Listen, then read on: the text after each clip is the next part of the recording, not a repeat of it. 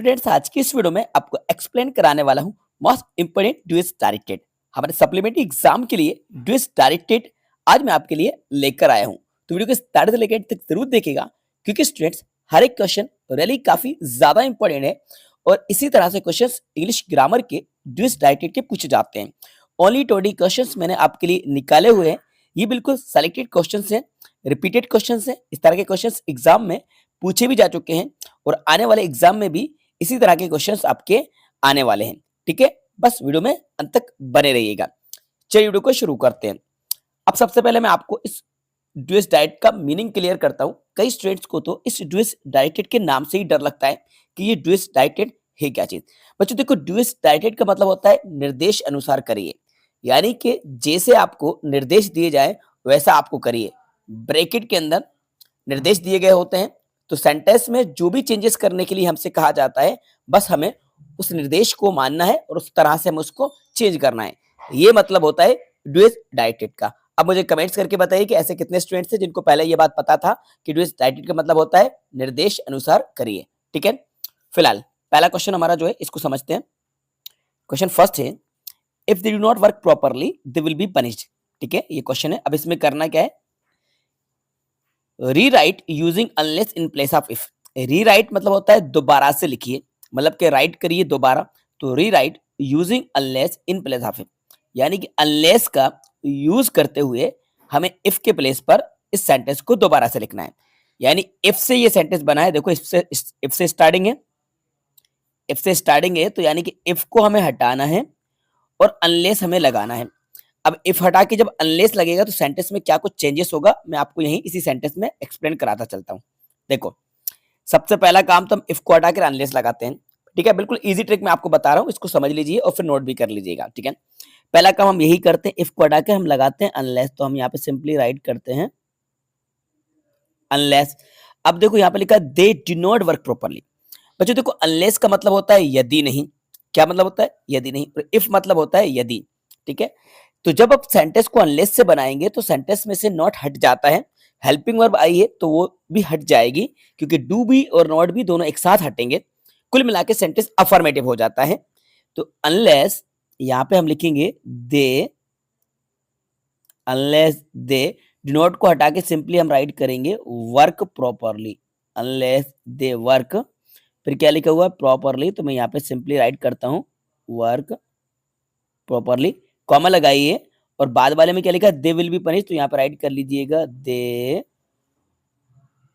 Will be punished, PUNISHED। Unless they work properly they will be punished. यदि वे ठीक तरह से काम नहीं करते हैं तो उनको पनिश किया जाएगा, ये इसका मतलब हुआ। ठीक है, इसके ऊपर एक सेपरेट वीडियो बनाइए कि इफ के प्लेस पर अनलेस का कैसा यूज किया जाता है। आप उस वीडियो को देखिएगा, हमारे चैनल पर ग्रामर की वीडियो में वो मिल जाएगी। ठीक है, तो हमने नेगेटिव सेंटेंस को अफर्मेटिव बना दिया, बाद वाले में कोई चेंजेस नहीं करा। हाँ, अगर पहला वाला अफर्मेटिव होता तो फिर बाद वाला नेगेटिव बन जाता। अगर ये इफ दे वर्क प्रॉपरली होता तो बाद वाले को हम नेगेटिव बना देते, ऐसा होता है। सेकंड क्वेश्चन, और neighbours live here for 5 years। Rewrite the sentence using correct verb. Verb की करेक्ट फॉर्म का यूज करना है। तो देखो यहाँ पे 4-5 years लिखा हुआ है, यानी ये हमारा सेंटेंस जो है प्रेजेंट परफेक्ट कंटिन्यूस का है। प्रेजेंट परफेक्ट कंटिन्यूस में क्या यूज करते हैं? हैज बीन या हैव बीन। और नेबर्स प्लूरल है तो इसके बाद आप लिख दीजिएगा हैव बीन, हैव बीन। और नेबर्स हैव बीन और लिव में आप लगा लीजिएगा आईएनजी फॉर्म। अब बनेगा और neighbours have been living here for 5 years। हमारे पड़ोसी यहाँ पे 5 सालों से रह रहे हैं। और नेबर्स प्लूरल वर्ड है इसलिए हैव बीन और लिव में आईएनजी फॉर्म का यूज करते हैं क्योंकि परफेक्ट कंटिन्यूस टेंस में यही स्ट्रक्चर को यूज करते हैं। We did it, change to negative. Negative में चेंज करना है। देखो डिड जो है ये V2 है बच्चों, डिड जो है ये डू की सेकंड फॉर्म है। डू मतलब करना होता है। क्या होता है? डू मतलब करना और डिड मतलब किया।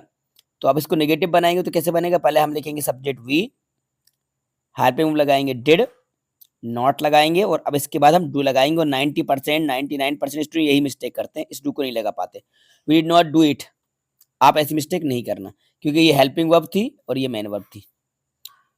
The man is my neighbor, the man is talking to your uncle. Combine the pair of sentences into an adjective clause. Adjective clause यानी relative clause का यूज करके कंबाइन करना है। देखो द मेन आया यानी पर्सन वाली बात चल रही है तो इसको कनेक्ट करेंगे हु से, जिसका मतलब निकलेगा यहाँ पे जो। रिलेटिव प्रोनाउन हु का यूज होगा। पहले हम लिखेंगे यहाँ पे द मैन, द मैन। अब दूसरे का द मैन हटेगा और इसके प्लेस पे क्या लगेगा, who. The man who is talking, TAL, talking to your uncle. फिर क्या बचा सेंटेंस में, the man who is talking to your uncle is my neighbour, तो यहाँ पे लिख दो इज माई, NEIGHBOR। चलो लो, ये होगा neighbour. The man who is talking to your uncle is my neighbour. व्यक्ति जो आपके अंकल से बात कर रहा है वो मेरे अंकल हैं, वो मेरे पड़ोसी है, सॉरी। सबसे पहले हमने द मैन लिखा, इसके बाद इस द मैन को हटा के हमने लगाया हु, बाद वाले सेंटेंस को पहले लिख दिया, और इसके बाद जो कुछ बचा वो इसके बाद लगा दिया। He does his duty, change into negative, negative में चेंज करना है। प्रेजेंट इंडेफिनिट का है, जैसे मैंने आपको पास्ट का बताया था, प्रेजेंट का भी सेम वैसे ही बनेगा। आप लिखोगे यहाँ पे ही डज नॉट, और यहाँ पे लग जाएगा डू हिज ड्यूटी, ठीक है। He does not do his duty, ये राइट आंसर हुआ, क्योंकि ये हेल्पिंग वर्ब है, तो यहाँ पे मेन वर्ब डू आ जाएगी। ES हट जाता है नेगेटिव में, और सब्जेक्ट हमारा सिंगुलर है, इसलिए हेल्पिंग वर्ब हमने लगाई डज नॉट, डज के बाद नॉट आएगा। He does not do his duty well. Suraj shut the door, negative में चेंज करना है, शट है, इसमें एस नहीं लगा, यानी सेंटेंस पास्ट इंडेफिनिट का है, तो कैसे बनाएंगे, Suraj did not shut the door, shut the door. Suraj did not shut the door, ये राइट आंसर होगा। As soon as the sun rises I wake up, rewrite the sentence using no sooner than. No sooner than का हमें use करना है, तो no sooner than का use कैसे करेंगे, देखो एज सून एज को हटा के नो सूनर लगा दीजिए। तो पहले आप लिख लीजिए नो सूनर, नो सूनर, और नो सूनर के बाद वाला सेंटेंस इंटरोगेटिव बन जाता है टेंस के अकॉर्डिंग। रूल को याद रखिएगा। द सन राइजेस के पहले हम लगाएंगे हेल्पिंग वर्ब डज, फिर लिखेंगे द सन, एस हट जाएगा, no sooner does the sun rise, इसके बाद कॉमा फुल स्टॉप को हटा के लगाएंगे then I wake up, I wake up, बस कॉमा हट के देन लगता है। No sooner does the sunrise then I wake up. His brother is very studious, he rarely find time for entertainment. So that का यूज करना है, combine the pair of sentences using so that. So that का use कैसे करोगे, चलो समझ लो। Very को हटा के सो लगाना है, और दोनों सेंटेंस के बीच में दैट लगाना है, बस वेरी को हटा के यहाँ पे लिख देना so, his brother is so studious, और फुल स्टॉप को हटा के लगा देना that he rarely finds time for entertainment, ठीक है। सो के का यूज करना है आपको वेरी के प्लेस पे, यानी कि ये जो वेरी आपको दिख रहा है इसको हटा के आपको लगाना है सो, और फुल स्टॉप के प्लेस पर आपको लगाना है दैट, बस। 9 नंबर का है the child cry for milk, change into present continuous. Present continuous में चेंज करना है, तो प्रेजेंट कंटिन्यूस में कैसे चेंज करोगे, पहले लिखोगे द, फिर लिखोगे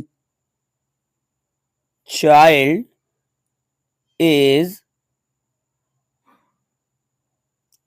crying for milk, the child is crying for milk, ये राइट आंसर होगा। प्रेजेंट कंटिन्यूस में चाइल्ड के बाद हेल्पिंग वर्ब इज, और वर्ब में आईएनजी फॉर्म का यूज करेंगे। He is so weak that he can not work any more. To का यूज करना है, देखो क्या करोगे, पहले आप लिखोगे ही इज, इस सो को हटा के आप लगा दीजिए टू, सो के प्लेस पे लगाइए टू वीक, जैसा का तैसा। ही इज टू वीक, क्या करा, सो के प्लेस पे TW2 का यूज करा। अब दैट से लेके नॉट तक के सेंटेंस को हटा के ये टी और टू लिखिए। अब जो भी कुछ बचा वो इसके बाद लिख दो, वर्क एनीमोर, ठीक है। He is too weak to work anymore. Okay student, तो फिलहाल आज की इस वीडियो में मैं आपको सिर्फ ओनली 10 ही क्वेश्चंस एक्सप्लेन करा रहा हूँ, क्योंकि वीडियो काफी ज्यादा लेंथी जा रहा है, इसलिए बाकी के 20 क्वेश्चन मैं आपको नेक्स्ट पार्ट में एक्सप्लेन कराता हूँ, अगर आपकी डिमांड और आपके कमेंट्स आते हैं, क्योंकि वीडियो ज्यादा लेंथी होने लगती है तो आप बोर होने लगते हैं। तो बस 10 क्वेश्चंस की प्रैक्टिस आप आज कर लीजिए, बाकी के 10 क्वेश्चंस मैं आपको नेक्स्ट पार्ट में एक्सप्लेन करा दूंगा। अगर आपके कमेंट्स आते हैं तो कमेंट्स करके बता दीजिएगा कि सर बाकी का जो 10 क्वेश्चन है उनको भी एक्सप्लेन करा दिए, तो मैं नेक्स्ट पार्ट जल्दी ही आपके लिए लेकर आऊंगा, ठीक है। फिलहाल जो 10 क्वेश्चन मैंने आपको बताया इनको कहीं नोट कर लीजिए, अपनी नोटबुक में लिख लीजिए, और वीडियो को एक बार और प्ले करके देख लीजिए। अगर आपको समझ नहीं आए तो दोबारा से वीडियो को देख लीजिए, लेकिन इनकी प्रैक्टिस जरूर कीजिएगा, क्योंकि एग्जाम में इन्हीं में से क्वेश्चन आएंगे, इसलिए आप इन क्वेश्चंस को जरूर प्रैक्टिस कीजिएगा। आई होप ये वीडियो आपको पसंद आई होगी, तो इस वीडियो को लाइक जरूर कीजिएगा, अपने सभी दोस्तों के साथ ज्यादा शेयर कीजिएगा। चैनल पर नए हैं तो चैनल को सब्सक्राइब भी कर लीजिएगा। Thanks for watching.